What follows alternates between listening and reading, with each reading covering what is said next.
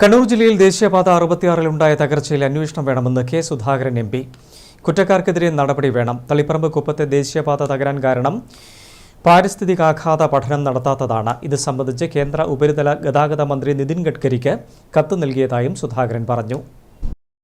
ദേശീയപാതയിലുണ്ടായ തകർച്ചയെക്കുറിച്ച് വിശദമായ അന്വേഷണം നടത്തണമെന്ന് കെ സുധാകരൻ എം പി കേന്ദ്ര ഉപരിതല ഗതാഗത മന്ത്രി നിതിൻ ഗഡ്കരിയോട് ആവശ്യപ്പെട്ടു. കണ്ണൂർ ജില്ലയിൽ ദേശീയപാത നിർമ്മാണം നടക്കുന്ന പല സ്ഥലങ്ങളിലും ജനങ്ങൾക്ക് ദുരിതമാണ്. യാതൊരു പാരിസ്ഥിതിക പഠനവും നടത്താതെയാണ് ദേശീയപാതയുടെ നിർമ്മാണം നടക്കുന്നത്. ഇത് ഭാവിയിലും വലിയ തോതിലുള്ള പ്രശ്നങ്ങൾക്ക് ഇടയാക്കും. ജനപ്രതിനിധികളും നാട്ടുകാരും ഉന്നയിച്ച ആശങ്കകൾ മുഖവിലക്കെടുത്തിരുന്നുവെങ്കിൽ ഇത്തരം ദുരന്തങ്ങൾ ഉണ്ടാകുമായിരുന്നില്ലെന്നും സുധാകരൻ പറഞ്ഞു.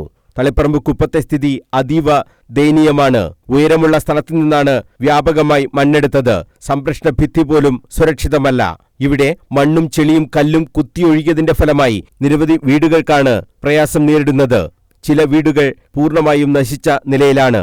കാലവർഷം കനക്കുന്നതോടെ മണ്ണിടിച്ചിൽ രൂക്ഷമാകാനാണ് സാധ്യതയും. പ്രദേശത്തെ ജനങ്ങളെ മാറ്റിപ്പാർപ്പിക്കുന്നതടക്കമുള്ള മുൻകരുതൽ നടപടികൾ അടിയന്തരമായി സ്വീകരിക്കണമെന്നും സുധാകരൻ ആവശ്യപ്പെട്ടു.